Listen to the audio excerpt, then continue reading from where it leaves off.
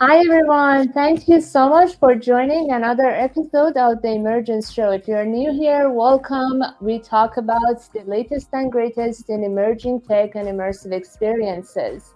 I have an amazing co-host today, Arzu Agassi. She's gonna give you a quick intro about herself, and then we introduce the topic and our amazing guest. Hi Arzu, thank you so much for being here. Tell us more about yourself. Hi, everyone. Thanks for having me on the show today. Starting off our Tuesday morning on all things emerging tech. A little bit about me. I've been in the emerging tech space, coming from the startup ecosystem and the world of accelerators. So, been focusing a lot on corporate accelerators, working with the Fortune 500s in terms of finding startups that can plug in and see how they play out with the corporates in terms of keeping their competitive edge, helping them make more revenue or even save costs. And the fun thing about my role is I'm always on the lookout for fun new tech that I can try to use on my day to day, but also see how it can go at the enterprise level. That's where accelerators come into play. Been involved with the blockchain space since 2014 by accident doing a hackathon for a master's grad project. And from there, that led me to getting in the NFT space, inspired by our guest speaker today, Gmoney, to start a fine arts gallery vetted NFT marketplace called MetaMural, and being learning about how to keep the provenance in the fine arts and luxury space via NFTs. So excited to chat more today. I appreciate you. Thank you.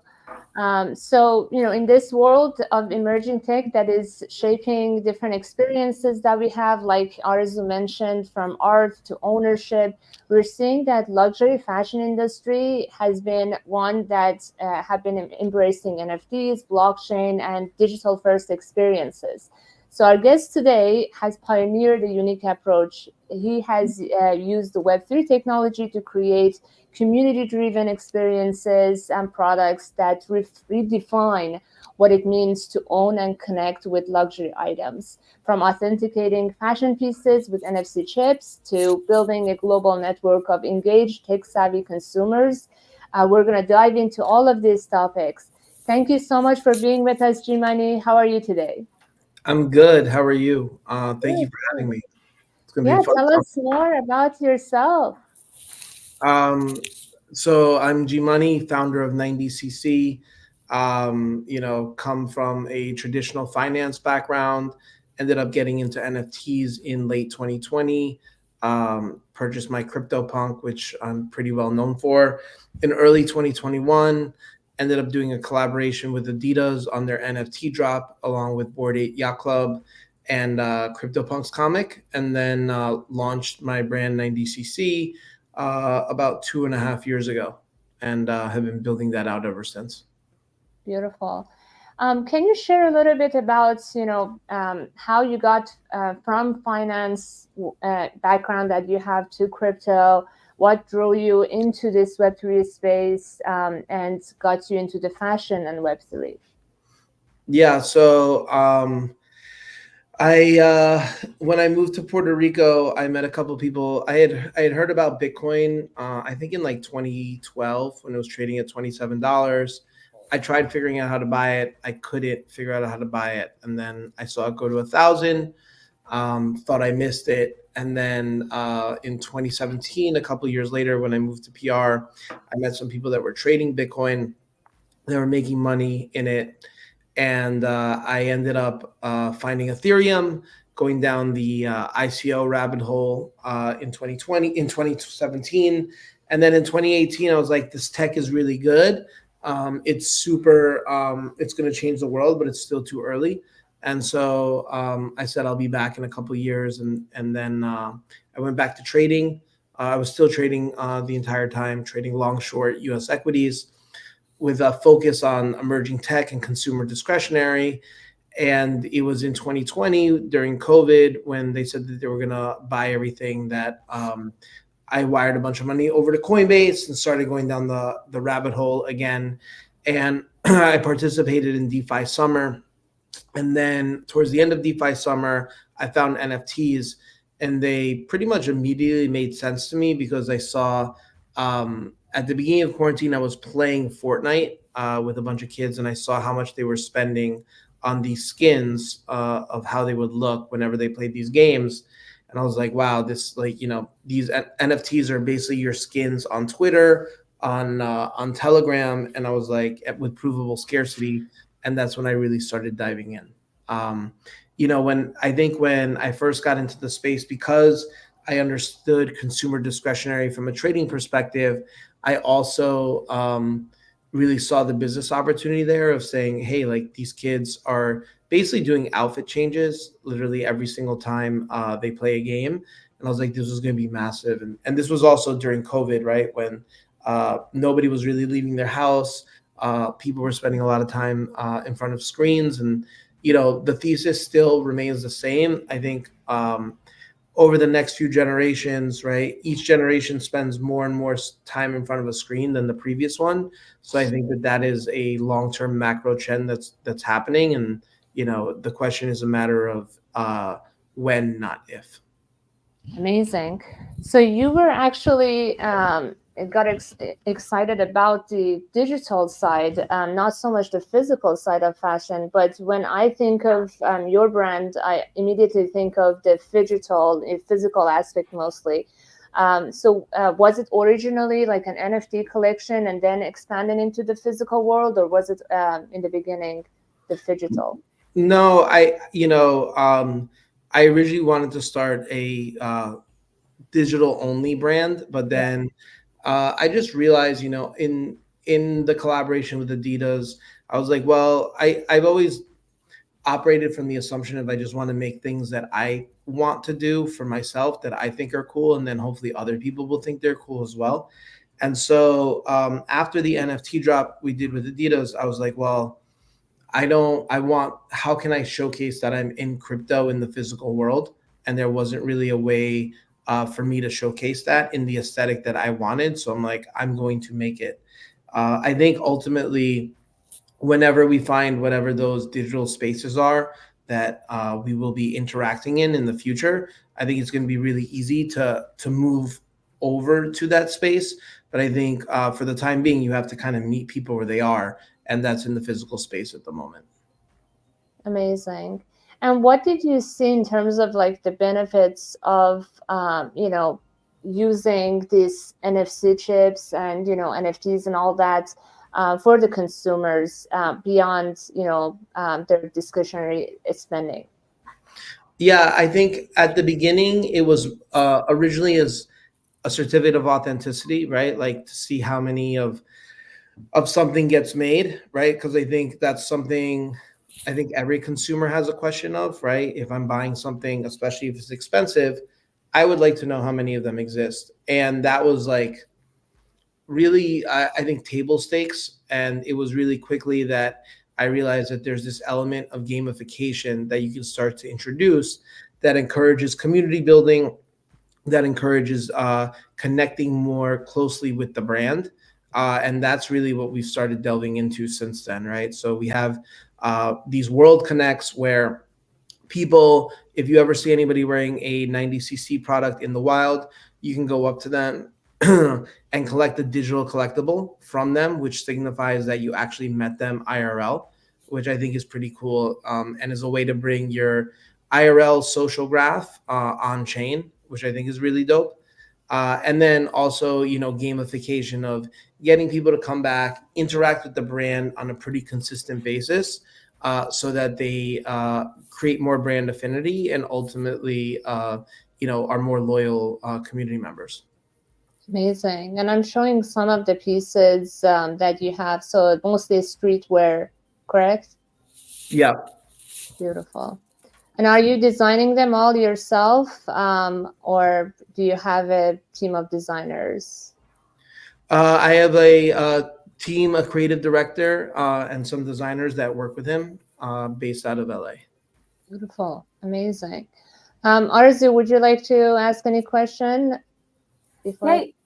Yeah, exactly. You actually harped on this aspect about community building, and especially around the aspect of like being in the wild of IRL. And if you see someone wearing a 90cc product right up there, you can not only strengthen your social graph, but really build a strong community with that connection of that.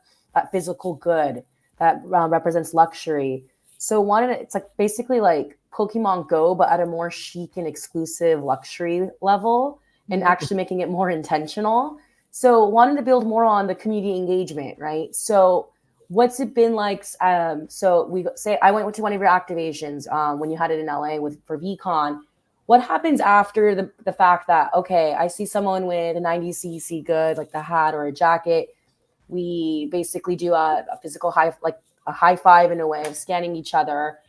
What happens after? How do you keep the community engaged wherever the individual is, whether in LA, New York, Puerto Rico, and Right. unpack? Well, I mean, part of it is also like the digital engagements we run. So right now, we currently have a weekly game where every Friday you can tap a physical product and you can play a game that's only available to people that tap the product, right? And so what is it, right? Is like I want to make sure that people are engaging with the product, that they're wearing it out and about, right? Because to me, like what better way to have a brand ambassador than to be wearing the products out in the wild, right? Like this hat is one of our hats that we make, and it's an NFC chip, and there's ways to engage directly with the brand, right? And we can communicate directly with our customer base by sending beams directly to the product, by having people engage with it, and like we have found that increases brand affinity, which ultimately increases their share of the wallet. Nice. You're even changing the game of gaming. How are you how are you picking out what kind of games to have? Like it seems like you're building an overall ecosystem of partnerships from a designer perspective and now from a gamer perspective. How do you figure out like what game sticks and schedule them out and so forth?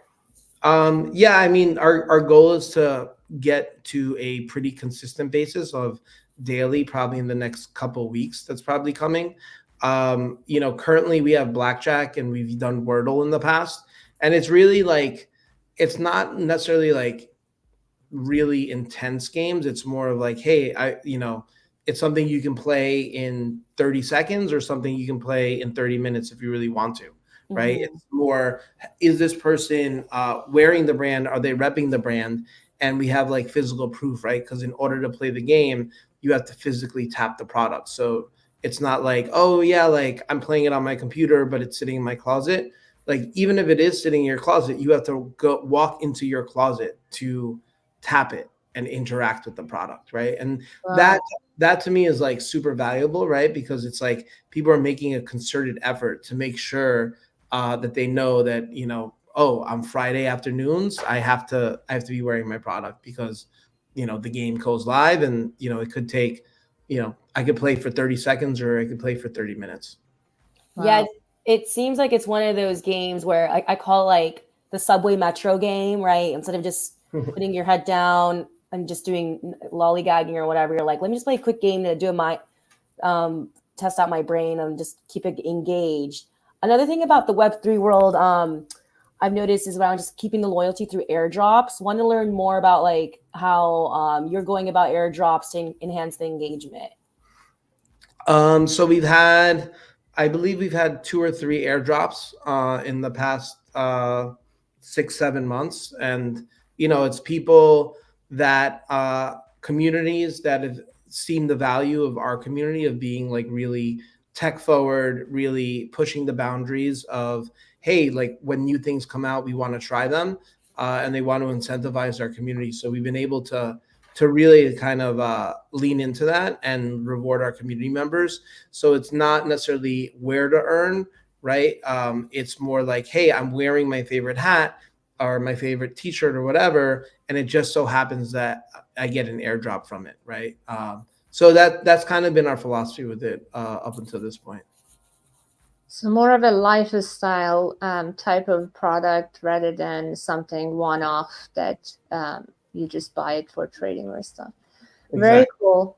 I would love to know like how you got inspired for these ideas, because these are all kind of very new and innovative in this space. I remember when you had the activation at NFT NYC, everyone was talking about it because every other activation was kind of had been seen before. So curious, how do you get these inspirations? How do you get these ideas again? And like, is it your partners? Is it your internal team? Is it you? And like, like you mentioned, playing Fortnite and stuff like that. Like, where does it come from? I'd say it's probably a mix of myself and our internal team of, a lot of it, we just kind of live by the model of wanting, I will never ask anybody to do anything that I wouldn't want to do myself.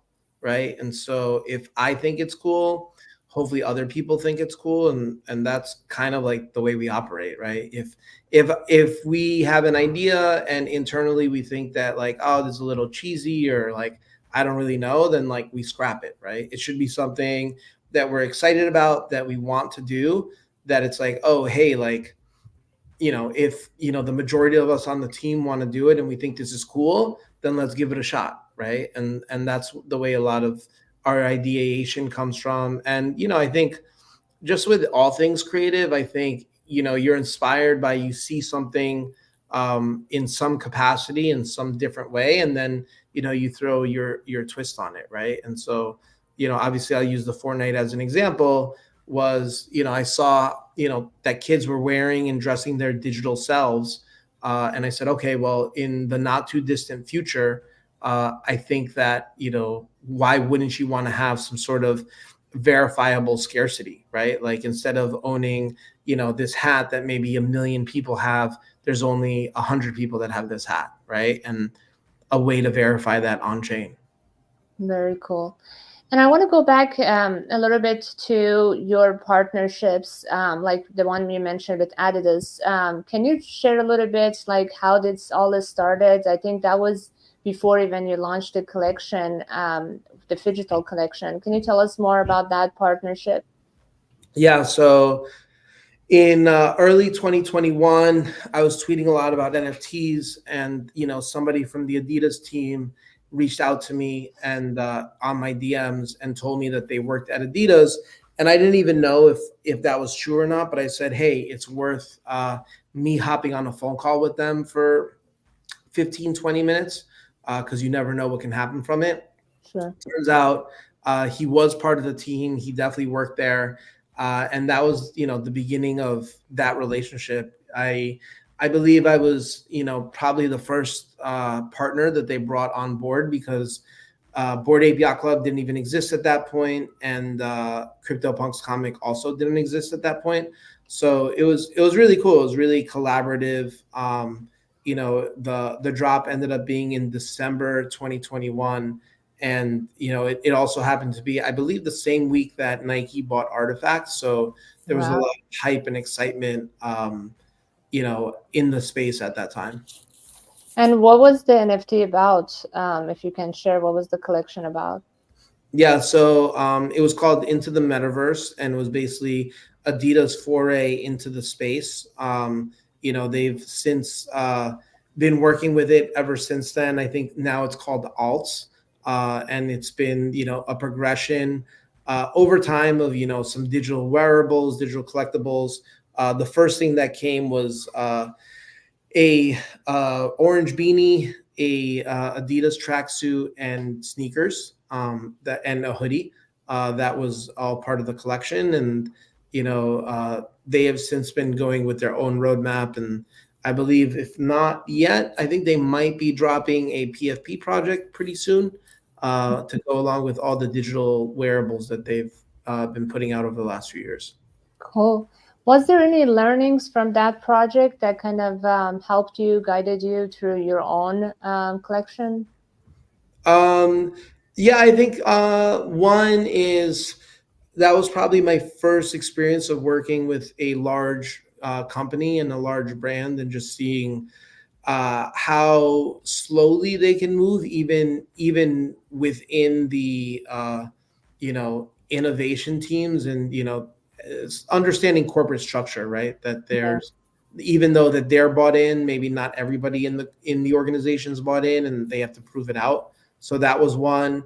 And then two is, like I said, my probably inspiration for starting the brand was, I wanted to see something in the digital physical space in the aesthetic that I wanted to make for myself. And you know, that was really like where it stemmed from, and having it chipped, right? Because I think the chipping part of it to me was really interesting. Of like, I think how many times have we walked into like a expensive store or bought something and they're like, oh, this is limited edition, and I don't know, like, what does limited edition mean? Is it one of 10 or is it one of 10,000? I really don't know. And so I was like, well, I think this would be interesting and I would buy a product like this. So if I feel like this, maybe there's others. Very cool. So this openness and being open to partner with others actually can help you a lot. So in terms of, you mentioned the chip part, and I think a lot of folks, again, from that experience that you had at NFT NYC, remember your partnership with IYK. Can you expand a little bit about how you went about partnering with them and using, if I'm not mistaken, you're using their app as well, and kind of like share a little bit more about choosing a tech partner? So we use their chips. All our software is our own.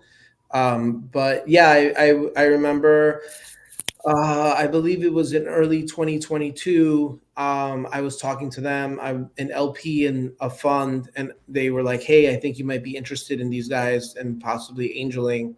And I saw the pitch after like 5 or 7 minutes.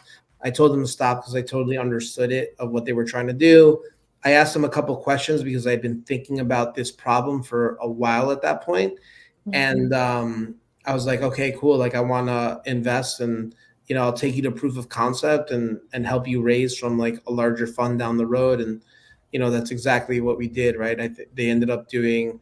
I was one of the co-leads of their pre-seed round, and they ended up doing two up rounds led by Andreessen after that. But yeah, they've been great partners to work with over the last couple of years. Very cool. So you use their NFC chip, but then you put your own software on that chip. Yeah. So you have your own app now? Yeah. Awesome. Can you share a little bit more of like what the app entails? So is it the game, and what else? Is there a community element to it too? Yeah, so that's like the NFTs, the digital collectibles that you collect when you meet people, as well as just kind of like our entire ecosystem and having a more customized experience, because we wanted it, to feel, have a digital experience on par with our physical experience, right? Because like I think the design of the stuff that we make is really good, but we really wanted to make the digital experience way better. So in June of this past year, we ended up acquiring a tech team called Zero X Shop, that was really saw the world very similar to the way we did, and we brought them in house, and have been like really leaning into that and building out our own app experience. Amazing. I want to pause here and thank our amazing community and audience for tuning in. Feel free to put your question in the chat. I know Gabriel has put several questions that we're going to get into. But yeah, Arzu, do you have any questions before we get into some of the chat questions? More on the luxury side of things, right? So wanted to ask more about like, when we think about bring up luxury, we always think of like the high end, like the Rodeo drives, Monaco, going down Champs-Elysees kind of thing. What trends are you seeing emerging at the intersection of tech and luxury in the next few years, where we don't have to make a trip to Rodeo Drive anymore? Well, I mean, outside of the I think AI is first and foremost probably changing everything. And I think like it's tough to really see what that is going to be like. I can speak about the stuff that we're working on, where I think a focus on community, right, is one of those things, and being able to track and communicate with customers after the point of sale, because I think there's like really good tracking up until the point of sale, but then it's like, what happens to the product once it goes home, right? And that's where there's like a big question mark, right? And that's like the beginning of your relationship, right? The point of sale is the beginning of the relationship, not the end of it.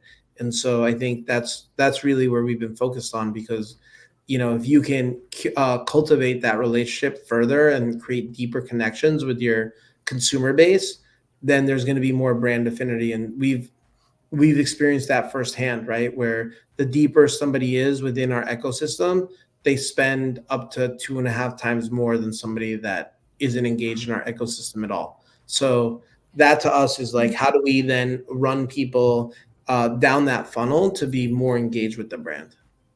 And that to me is like probably one of the more interesting parts, right? Because like I think in a world of cost cutting and a world of little differentiation at this point, creating these unique experiences for your customers is really how you're going to win. And Yeah. then another thing about the luxury world, right? It's like when you see something luxury, like you know, if you know kind of thing. There's no advertising. Like you never see advertisements for like a Rolex or for a Bugatti on TV, right? So you just know. So how are you going about building that if you know momentum for the Web 2 consumer base? Because Web 3 folks, a lot of us already know the work you're doing, supporting you just from the NFT space and onwards. But what tactics are you using to get the Web 2 type of consumer? That's really We've had some celebrity placements, right? Where Bradley Cooper's been seen wearing our hat a bunch. There have been a couple NBA, WNBA players, some football players wearing our stuff in their tunnel fits. I think that's part of it, right? Of like how, it's cool. I think everybody always wants to find the new up and coming brand. So, you'll have those people that are trendsetters that are looking for those things. But, I would say that that's been more like traditional, whatever brands have been doing traditionally for the last 10-20 years is like, we're exploring that, as well as how do we utilize our crypto audience and grow like that consumer base of 1,000 true fans. Amazing. And in terms of, kind of like onboarding the non-crypto folks, how are you going about that? Because I understand that, the tapping is so intuitive.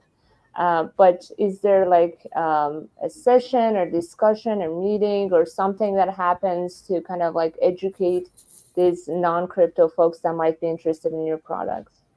Yeah, so first and foremost, we want to win with design, right? Like we want to make something that people want to wear, because if you don't want to wear it, like who cares about the technology? So that's like first and foremost.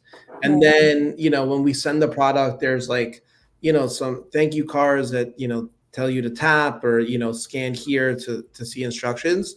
And then, my thesis has always been let people go down and explore at the pace that they want to. And some people aren't going to want the digital experience, and that's fine. They're just like, hey, like this is a great hat, I like the hat and I'm going to wear it.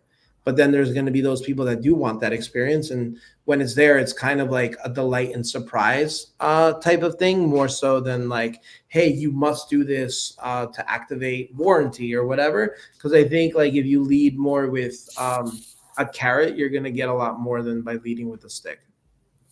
Good point. Good point. And also, Arzu asked a lot about the luxury part. I'm actually curious, how do you establish luxury more on the digital side? Because most of the luxury brands we know of started, traditional, physical, and all that. I'm sure it was different for you. So how did you go about building a luxury brand that is digitally native?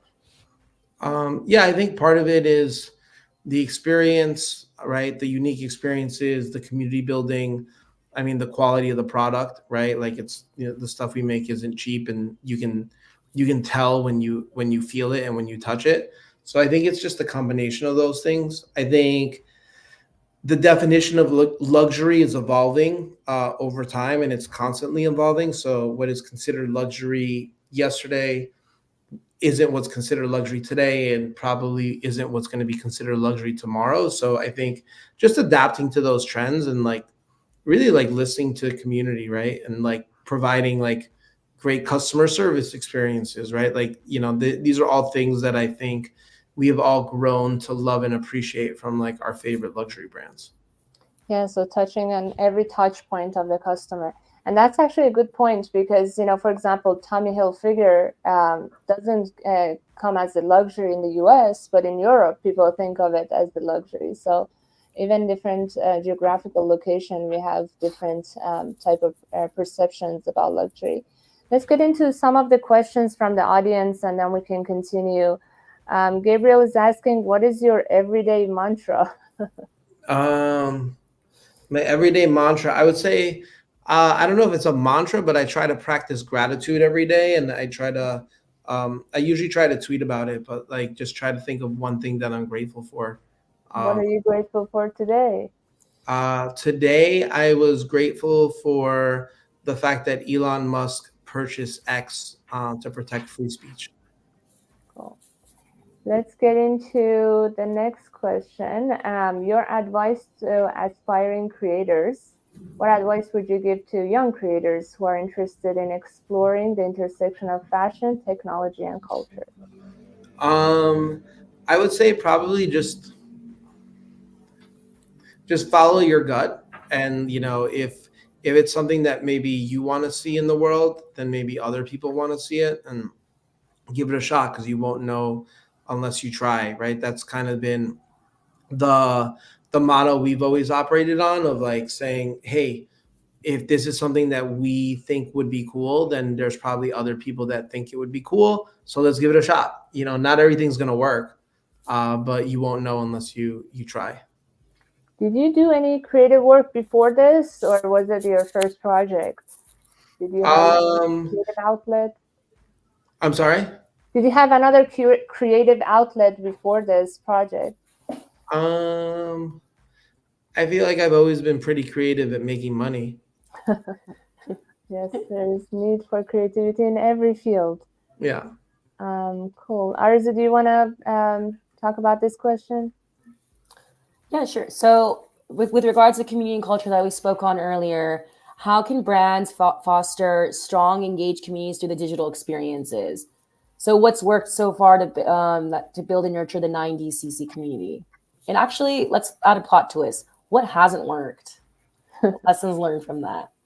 Um, I think what has worked is, being consistent with our messaging, right? And like, having programming that's consistent. Because I think from what we've seen, is that maybe like whenever people have done chip products in the past, they end up maybe like creating an engagement once, and then never create a reason for the community member to come back and tap again and experience stuff again, which we've been very cognizant of, making sure that we give people reasons to come back.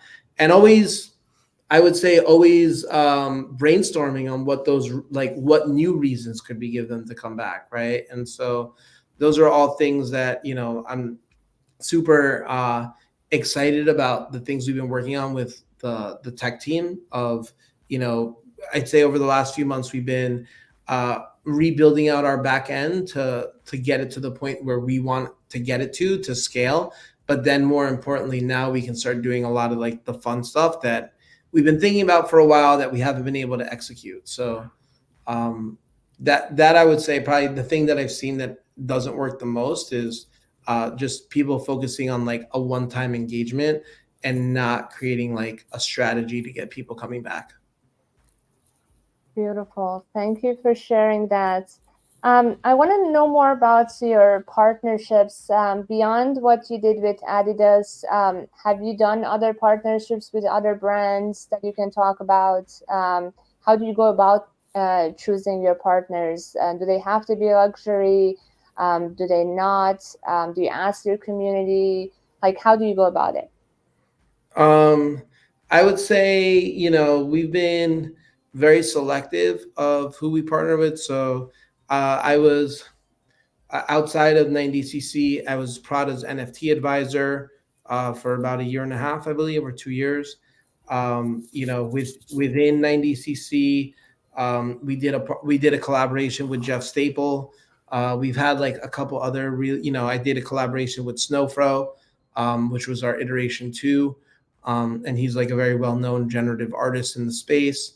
And we've had like really good conversations with a lot of artists. And part of it too has been the space has been a little slow over the last few years. So we want to make sure that we keep keep things going for like when the right time comes to do stuff. And we have one collaboration that we're working on that we've been working on for over a year that should be coming to fruition pretty soon that I'm really excited about. But yeah, it really comes down to finding artists and people that we vibe with. And I think that that's first and foremost. Like one thing I think I've learned over the last couple of years is that um, a collaboration takes time. It's not like you meet somebody for 15, 20 minutes and you're like, oh yeah, like, let's do this.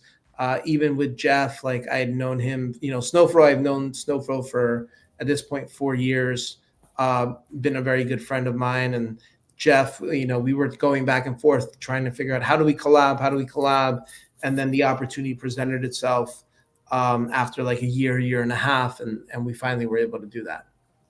Wow. Can you expand a little bit more in terms of like do's and don'ts of the partnership? I understand that it takes time, and it's probably you need to get to know the other brand and the other person and their community.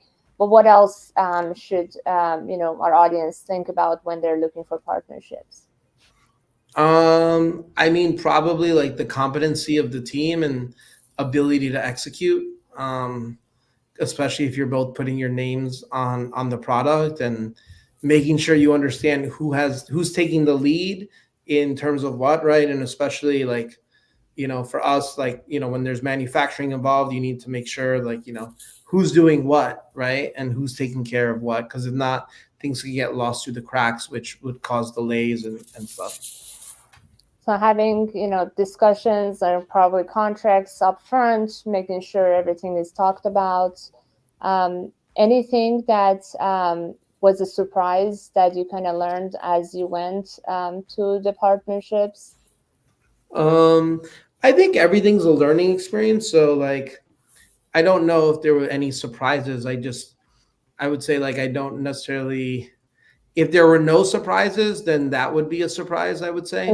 Like there's always going to be something, right? Whether maybe like one of the manufacturers is closed for the holidays, or there's conversations around tariffs and international trade things. And these are like things like, interestingly enough, like over the last couple of weeks we've had some internal conversations around, well, if Trump wins and he institutes a tariff, what does that mean for our supply chain, right?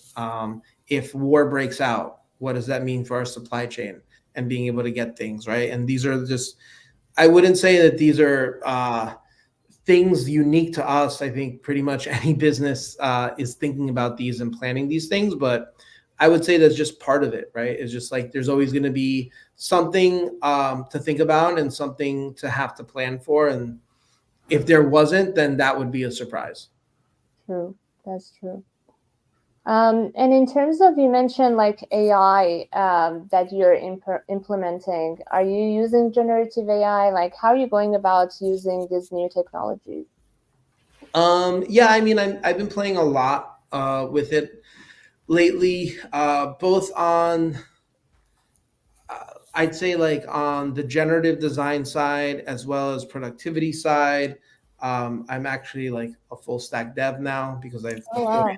I've deployed a web app. I've deployed some Python apps and like some back testing strategies for trading. And just, I mean, I just think like the tools are really powerful and they're only going to become more powerful over time. So I think it's just like playing around with things. I haven't found solutions for the things that I want exactly just yet, but I think we're probably like 6 months away from it. So when I start seeing them, you're gonna see me like messing around with more stuff on that, like publicly. Very cool. How about like metaverse or gaming? Are you doing any activations or projects on that front? Immersive experiences? Have you For the done it in time the being, past? we haven't been. I just feel like after COVID, I think metaverse has really slowed down a lot, and I just think that AR experiences are probably starting to pick up, but I also think it's really early, and I just don't think I need to be the first one there, because I think what we're doing on the physical side, I think is pretty interesting. But yeah, I think also, again, with like the advancements in AI and all these things, it will become easier to create these assets and these experiences going forward, like as these technologies mature. So, like I said, for me, number one thing is staying abreast of all the tech developments that are out there, always thinking about how I can use that to improve our processes at 90cc, to make things, to make us more efficient, and then also, to do cooler things, which I think we're getting there. I think we're starting to get to that point. Beautiful. Arzu, do you have more questions? It's more around how continuing to get folks buy-in, right? Because what happened like during COVID, like you mentioned, everyone was kind of talking about getting in the metaverse, and then they're like, "Wait, I don't even know where the gate is to get in." No one got in anymore. So, and with the decisions made with like emerging tech, it's very much from the top down mindset. Like the CEOs, the execs make decisions, like you even mentioned, working with, serving as advisor to the Prada's team on using NFTs. What advice would you give now, or strategies on working with brand executives to make use of the Web3 tech and not force it down their throats, to make it more of embraced in their business as usual practices? I think that, listen, I think a lot of them are now educated on the tech.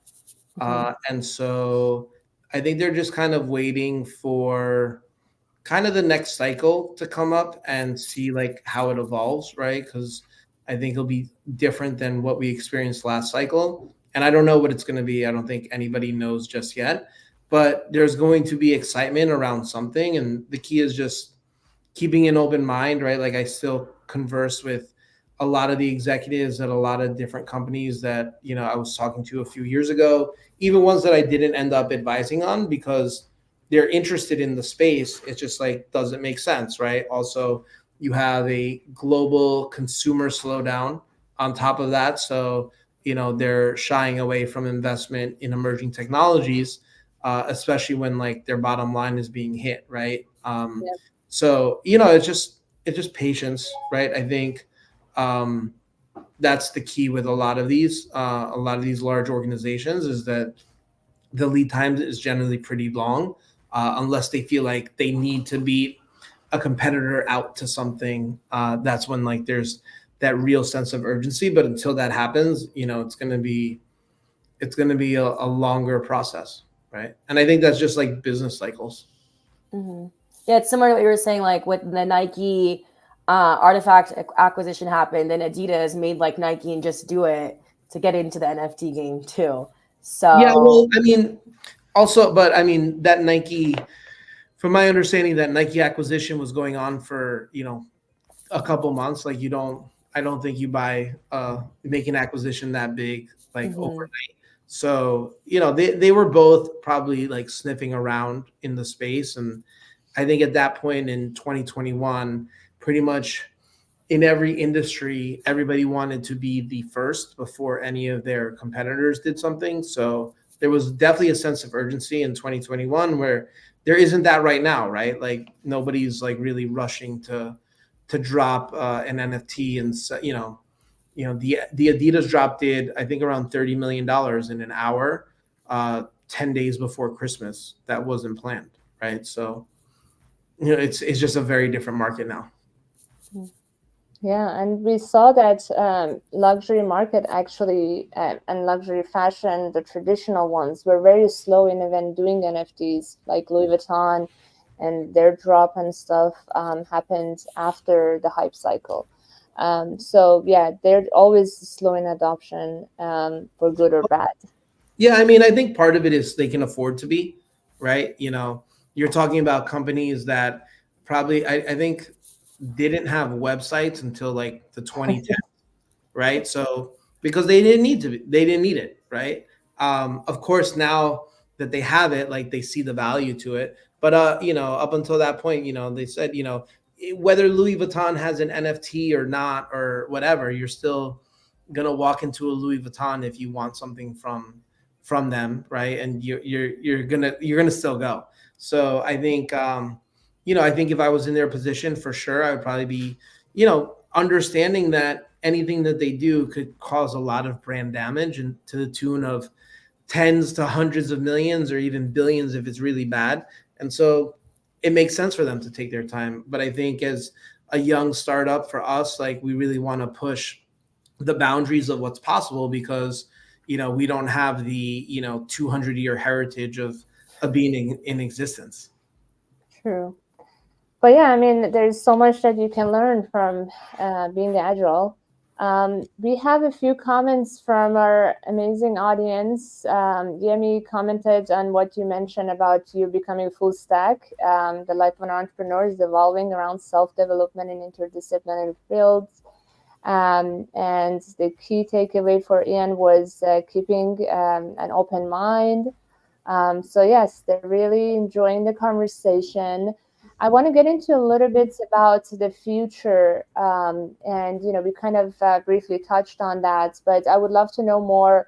What are your predictions? I know we don't exactly know what's going to happen in this space, but we know there's going to be another cycle that crypto becomes popular again, and we're going to see brands adoption again, and consumers hopefully will be open to it as well. And then there's all of this AI and other emerging tech that are becoming more and more seamless to use.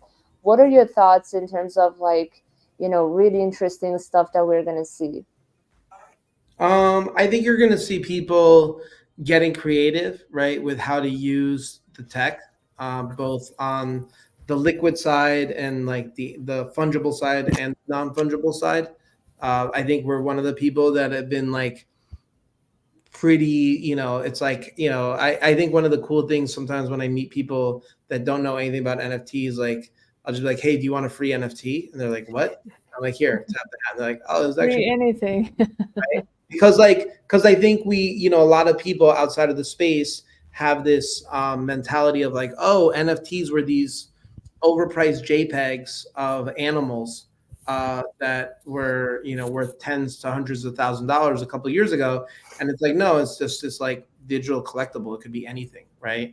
And so I think that's part of it. I think, for better or worse, it seems like meme coins are really been taking off for the last year, and it seems people are definitely interested in that.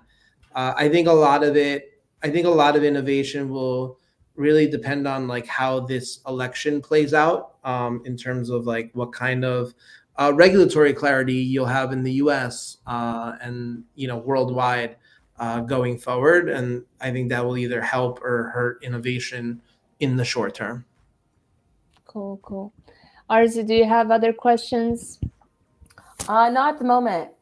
I'm just excited on what to get an American trillionaire hat and tap into it. 90cc. Or chip, I'm gonna chip into it. Yeah, definitely share. Yeah, you can put it in the comments, and after the chat, you can also drop it in different channels separately, because sometimes the StreamYard doesn't speak to them. I would love to know where the name comes from, 90cc. I always wondered.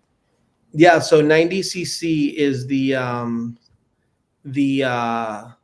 wallet that is the source of truth. So if you were to ask me for to send you some money, or to give you my wallet address, I know all my wallets by the last 4 digits. So like I'll know like all my personal ones. So when we were coming up with the name of the brand, like I was like, this is a really cool crypto native way to name the brand that's not really in your face. It's not 0x and that string of letters. It's more so the last 4 digits, because when I send my address to people, like to make sure I copy and pasted everything, I check the last 4 digits. And so that's the name of the brand. Very cool. And it goes with Gmoney, the G at the beginning. Very cool. I would love to know more a little bit about your audience. Are they mostly like the crypto natives that we see on Twitter, or are there other audiences that you're going after? I would imagine, because your original inspiration was the younger generation on Fortnite, you're probably looking to expand into other generations, even more female. I noticed at your pop up so many clothing for women. And so, kind of like, how are you going about your audience expansion and community building on those fronts? Yeah, so I think first and foremost, crypto natives, and I think tech adjacent people, right? The people that are forward thinking on the tech curve. A lot of it I designed for my 25-year-old self, right? Like somebody that's doing well, maybe can't doesn't own a house yet, or their dream car, but likes to wear nice things that look make them look good, make them feel confident.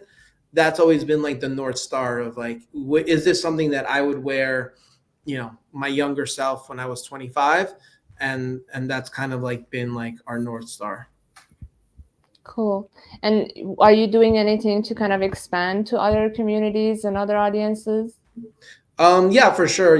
We definitely have been expanding into Web 2, because I think the one thing we've noticed in the bear market is that, like, you can't build a sustainable business just off crypto natives for the time being, and really is like, how do you get the word out there to non-crypto natives so that they're interested in it, right? And like I said before, is like, we try to lead first with products first and design first, and then kind of have this digital component where people are like, oh, this is really cool. On top of like this amazingly designed product, there's this amazing digital experience. Like, I'm excited for this.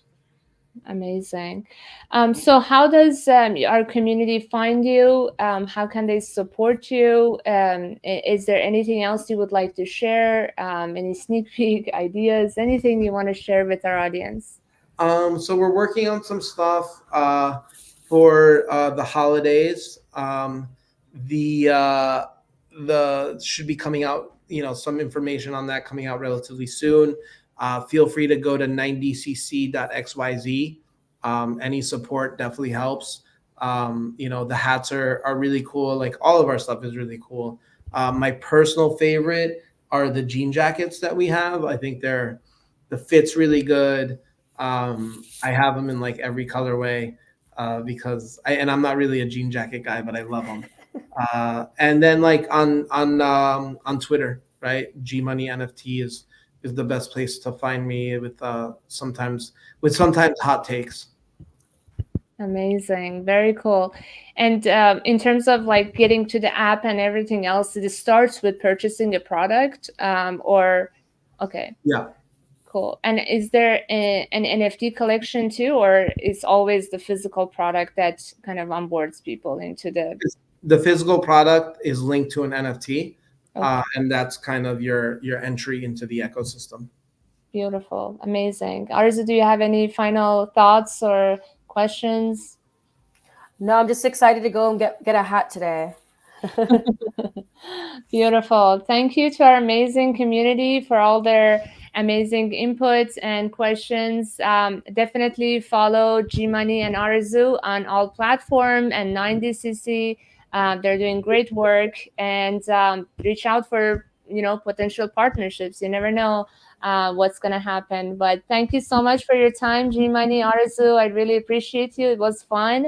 And we'll be back again next week with another cool conversation, Tuesdays at 12 p.m. EST. Have a beautiful rest of your day, everyone. Take care. Thank you. Thank you.